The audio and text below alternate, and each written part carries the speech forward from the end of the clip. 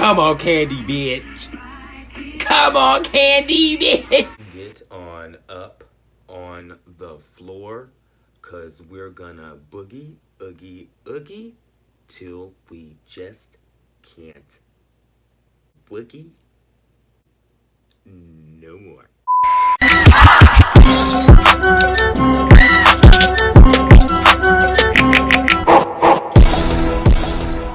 What's going on, you guys? It's your boy Alter Realm here, back in the building with another sick and lit edition of Alter Realm. And tonight, bitch, we're talking Pose Season 2, Episode 9, Life's a Beach. If you have not seen the episode yet, I am encouraging you to stop this video, go back, check out the episode, then rejoin me for chats, teas, shits, and giggles, and discussion. We start the episode off with Blanca home, hot as hell, in her bed, bitch. The phone rings, it is 4 a.m. in the morning. We then learn that Blanca's shop has been blown up, set ablaze, blown to smithereens. As we have Blanca in her nail salon, bitch. The nail salon is just gone. Blanca is talking to police officers and detectives, trying to find out exactly what's going on here. And honestly, I totally get what Blanca is saying. You need those certain type of chemicals. You need the isotope and the isotoner and whatever else you want to call it to actually run a nail salon. And just a nail salon blowing up out of nowhere is very, very suspect. Guess who walks in, bitch? Big Bird, Frederica herself, talking about some, oh no, my salon, heavens to Bitsy, what will I ever do?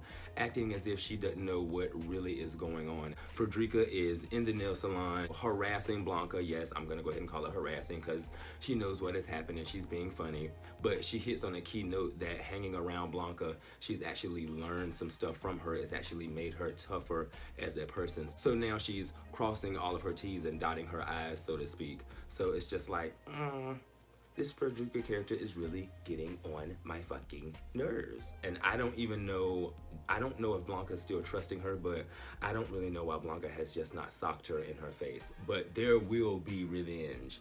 There will be payback. You can see this all over Blanca's face. In this next scene, we are back at the sex dungeon. Elektra and one of her co-workers are talking about a drought or some type of seasonal thing that they go through where the girls aren't really making that much coins, but not Mistress Elektra, bitch. She has somebody that she almost actually forgot about in her sex room as she was talking to one of her co-workers.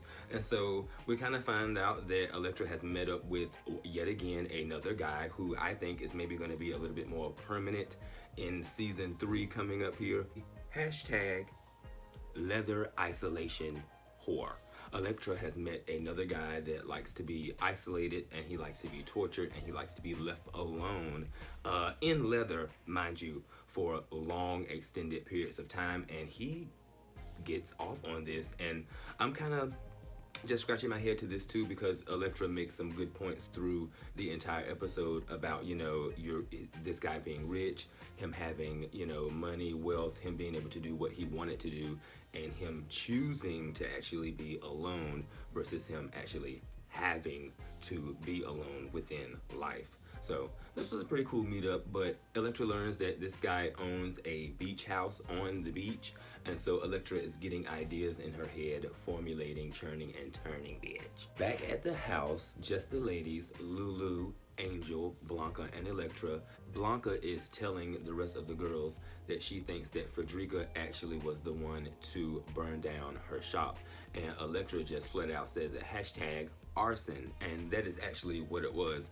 Burn down your own place and then collect the insurance money and flip it and turn it into something else, just like Frederica pretty much said she was gonna do. Shouts out to Elektra in this scene. She was, I guess it was the heat that was getting to her, but she was super, super shady, throwing low blows, zingers, bitch, clapbacks. Elektra was super, super funny in this entire episode. Actually, I love the comedy aspect that she put into everything as Blanca was getting her groove back.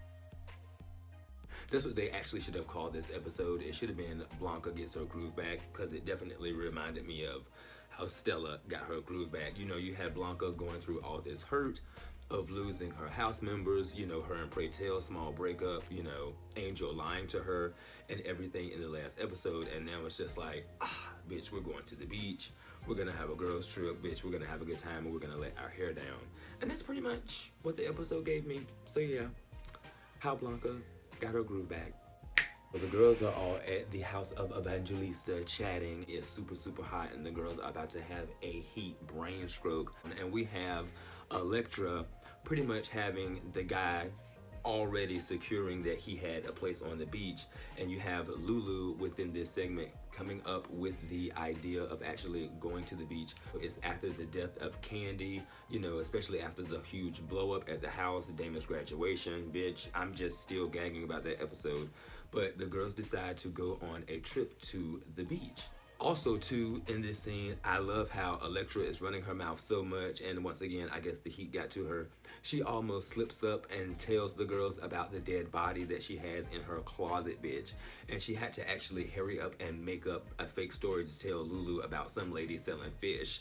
We are actually at Elektra's house, and kudos to Team FX. I'm glad we're actually starting to see more of Elektra's house, bitch. I don't know how the rest of the girls are struggling, bitch, but Elektra's house is huge, bitch. Her house is laid. She could actually have the house of Evangelista, Ferocity, and the house of Wintour in her house, and the bitch would still have space. And twice, here again, twice, Elektra almost slips up and says something about that damn body. And the gagger is how Angel and Lulu were both like, bitch, what's that smell? And she tried to play it off like it was a scented pine candle. Bitch, no ma'am, no thanks. The girls looked really good in this episode, bitch. You had Angel bikini down. Elektra was talking to her about, you know, not being fully done, her putting makeup on halfway. Then you had Lulu with body shape insecurities about, you know, being on the beach and them getting clocked. She was saying that it was easy, you know, in the dark at the strip club, excuse me, but in the daytime, in the light on the beach, things would be a little bit different. And so she has some insecurities, but the girls get her back on track. You know, Lulu is looking in the mirror, realizing that she is a whole snack, that she's sexy, and Lulu actually really did look good in this scene. All the ladies look really good. Elektra was snatched, bitch, up top and down bottom, no shade. Everything looked really good until we got a knock at the door, bitch, and it was Blanca looking like Huckleberry Finn. I think the girls had on a basketball jersey or a white beater or something. You get further into the scene and Blanca starts to express to the girls that, you know, I'm not like you other girls. You know, I can't wear the things that you girls wear. And so we learn here that Blanca is having some insecurities about her body and everything. And Angel's just like, no ma'am, you're not gonna be doing this. You encouraged us, so in turn, we're gonna encourage you. Angel actually takes Blanca to go shopping to actually get a nice bathing suit. You had Elektra in this scene thinking that Blanca was still kind of down and out about her nail salon getting blown up. But no, Blanca is kind of insecure about what others are gonna say about her, calling her a man, calling her a tranny. Angel takes Blanca shopping. Angel also stops by the house and kisses Poppy goodbye, bitch. You know, they had a little smooch. It was super funny in this scene too because Elektra got so much mouth, bitch. She talks so much shit, but yet she really don't know how to operate in the real world, as Elektra really didn't even know where to put the keys, how to start the ignition.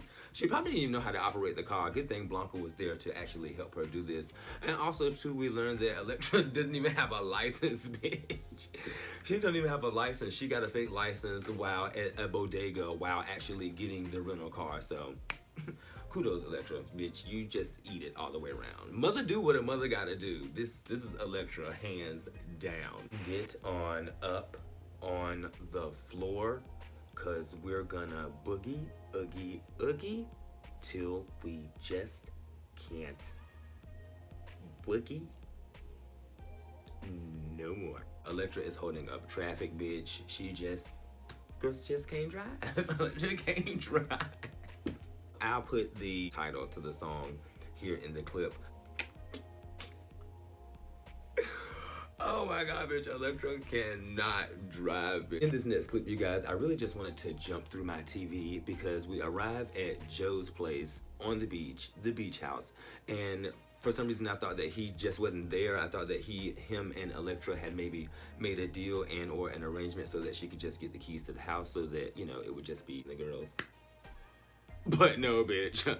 Joe is in actually isolation at his house in his garage, bitch, looking like a complete fool, bitch. This is what gets the girls off. And so we have an issue where Blanca is actually finding out all the details and what's going on with Elektra and how she actually got the beach house. And so Blanca's just like, bitch, we not having this situation again. We already got one guy at your house in a cocoon in a trunk, bitch, and we're not doing this again. So Elektra is assuring Blanca that, you know, it's gonna be okay. His mouth is open, he can breathe. We don't really need to feed him. If he pee on himself, fine. But trust me, he's not gonna down us and we won't have these issues this time. So Blanca's just like, okay, bitch, we're gonna be checking on him every hour on the hour because she's right. You definitely don't want no issues like what happened last time, especially if you have Lulu with you and Angel, bitch, and who with Angel's nerves now, and she's on the coke, bitch. Who knows what Angel would do? Do you guys think Angel has really stopped with all of her drug habits? Do you think her and Poppy have just stopped cold turkey? They're not doing it anymore? I mean, there were some instances in the episode where she was just a little like, I'm just like, the heat doing all of that? The heat is making her talk like this? I don't know. She told Blanca that she was not doing that anymore. You know, she wants to be, you know, in her good graces again, bitch. She wants to earn her trust. But I was just like, I don't know. Maybe this is going to be leading to stuff coming up here in season 3. I don't know. A little ramble there, but leave your comments in the comment section below, bitch. What you think? What's going on? And love, dun, dun, but it's over now. Bye-bye. Who was it, y'all? Madonna? Cyndi Lauper? Celine Dion? Who sung that song? As the girls were actually on the beach, bitch. Like I said, everybody looked really, really good in their bikinis, bitch. Blanca actually wanted to go out to the water to make memorable moments, to go swimming, to spend family time together. But, you know, you had Elektra decked out in her labels, bitch. You had Lulu, she just got her edges slayed. And you had Angel not even knowing how to swim. Blanca's just like, what are we gonna do? Why are we here? We don't even know if we're gonna have this moment with each other again. So I kind of feel what Blanca is saying here, and Angel actually gets up with her to actually go out and go talk and go to the water and swim. This is why I posed that question to you guys, because I just really don't think Angel has stopped. And if she has stopped, has Poppy stopped too? Yeah, right. You do have Angel apologizing to Blanca once again, saying that she has cleaned herself up and that she wants to actually move back in. And you have Blanca kind of not really rejecting her, but kind of letting her know, well, no. You are a adult now. You know, I'm still grooming you to be a mother, and you and Poppy have a place. So you guys can go on and pretty much stay where y'all at and do y'all thing, because I'm not really too for sure if y'all still doing coke or not. Bitch, y'all still crackheads or not. I'm not too for sure. So y'all can go ahead and stay where y'all at. We have Lulu and Elektra back on the beach talking to each other, hoping and praying to God they don't get clocked by the onlookers. And you did have people looking and pointing and stuff in the background, which was really, really rude. But you also have Elektra reminiscing on Candy, still asking themselves, what would Candy do? And right around this moment too, in my head, I was like, damn, I wish Candy was in this episode, bitch. And it was just crazy how all of that kind of just like synced up, just being regular girls on the beach, as Angel runs up screaming, bitch, just running and hollering and yelling. And at this point, I kind of thought they were maybe playing a trick on the girls, but I guess it turned out to be super serious, because we had Blanca, I'm guessing not knowing how to swim after all, as she got maybe swept away by, you know, a wave or current or something like that. I'm just happy the girls didn't get bit by Jaws. But you had Angel run up to the lifeguard and bitch, we had a Baywatch moment. He sprung into action to go save Blanca, bitch. Elektra and Lulu yelling in the background, bitch, I can't lose another daughter, bitch. Talking about some Blanca, get out, Blanca, get up. I mean, this part wasn't funny, but it was funny. Black Castle Hoff, bitch, as we are at Joe's Crab Shack. No, let me stop. We're at Joe's Beach House, and the girls are looking for drinks, you know, wanting to sip, you know, wanting to get in contact with some spirits, bitch. And the girls can't find no drinks in the house, and that was just weird to me, too. Like, you got all this fabness going on. You got all this money, bitch. You got a beach house, and you don't have no alcohol. I'm like Elektra, bitch. Girls, let's pack up our things and let's go out, bitch. But before that, you had Blanca in the living room reminiscing and thinking about how she was coming to and wanting to be a whore at the same time, bitch. She was thinking about the guy that saved her and how, you know, she was kind of checking him out, and how she's kind of just like recalling everything and realizing that he was checking her out too. Here we had Lulu egging everything on, and I'm just like, Angel, I'm just like, mother, no.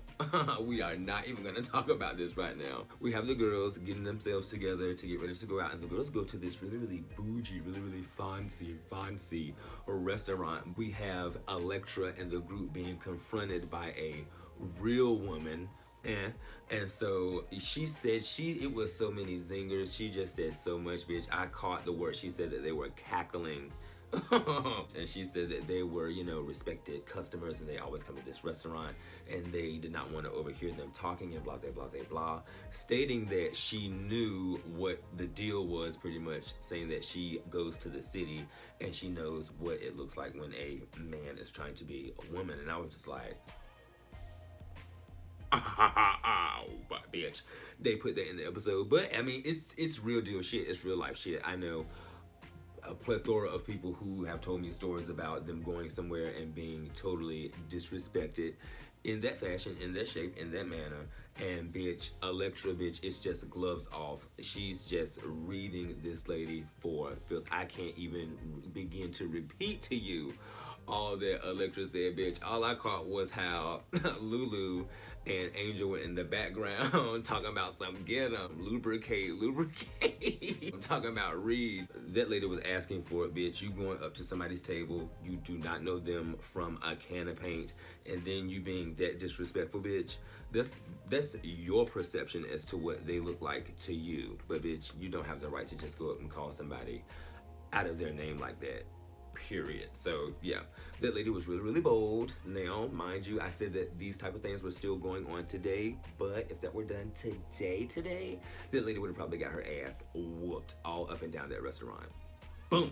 Blanca gets up to go and use the bathroom, and bitch, guess who? She bumps into Adrian, actually in the restaurant, using a payphone, oddly enough.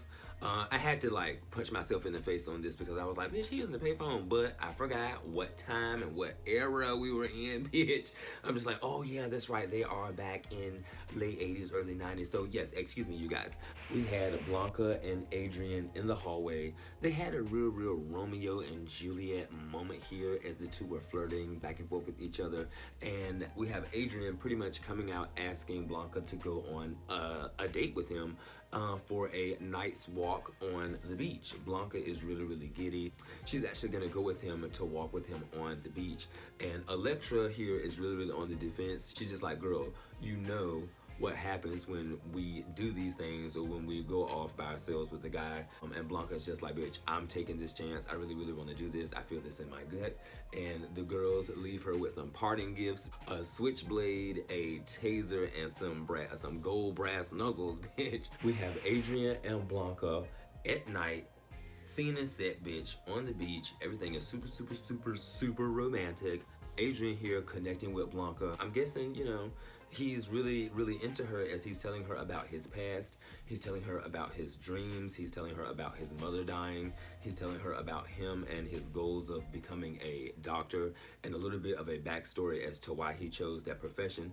And you have Blanca revealing to him some things about her past and the salon that she owned, telling him that it burnt down. And while telling him all of this, she also makes references to the outside world. And here I kind of thought things were gonna take a turn, but I really didn't know if it was gonna be for the good or for the bad, as boom, bitch, Adrian reveals to Blanca, expresses to her rather, that he already knows about her, meaning he already knows that she is trans woman.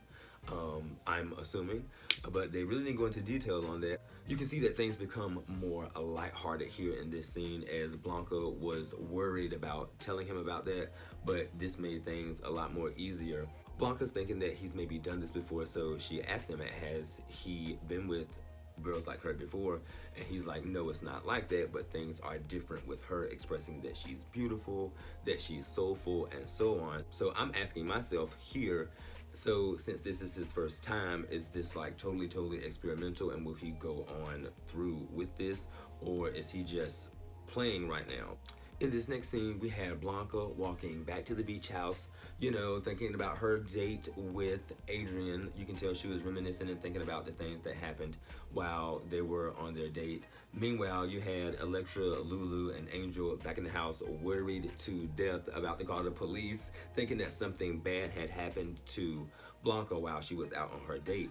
So when Blanca gets back to the house, you got the girls asking her tons and tons of questions. She's telling them that she'd been on a date and that it was really classy date. You know, they didn't have sex, they didn't do anything crazy. And here you have Lulu asking about the package, bitch. I was just like, okay, they went there again. FX pose pushing the envelope, bitch. This was dope, but this was a real life scenario. This is, you know, how some cliques and some crews can be within LGBTQ plus community and or underground ballroom scene, you know, when the girls want the chats. Hashtag, are you going to see him again? I really connect with Blanca in this segment when she's telling the girls about, you know, her one night stand. Well, really not a one night stand, but her one night date with Adrian. As she said that they didn't do anything. It was just a classy date. They pretty much just made out, and that she really needed it. And like I said, this clearly is how Blanca got her groove back, because you had her going through so much in the last episode, and in this episode you can just see her be renewed. She's refreshed, and she's also a little bit more optimistic about, you know, everything that's going on with her. Plus too, bitch, her salon just got burnt down on top of Damon not being there.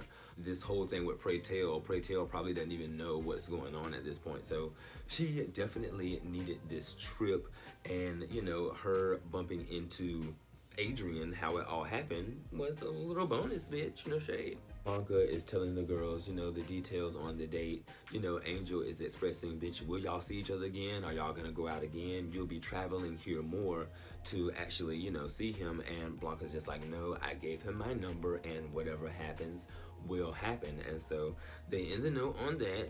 Hashtag girls trip, as we are packing to get ready to go, to get ready to leave. We still got Joe in the damn cage, still in leather, bitch. I know he's stinking, bitch. I don't know how long of a trip, how many days the girls were there, but I know that man is a rotten.com, bitch. Ain't no way around it. And you have Elektra sharing a real, once again, motherly, really wise wisdom moment, bitch, of Elektra, as she kneels down to him and she's expressing to him, you know, you have the option of being lonely and being to yourself, and others don't. Let that stick with you, bitch. For others, it is not an option. And for him to just want to just go away in that fashion is kind of just like, hold on to your love. Not singing here, cannot sing here, bitch.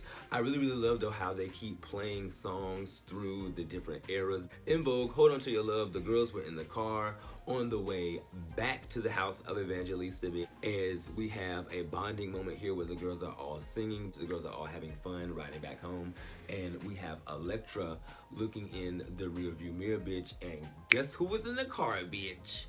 Kandi.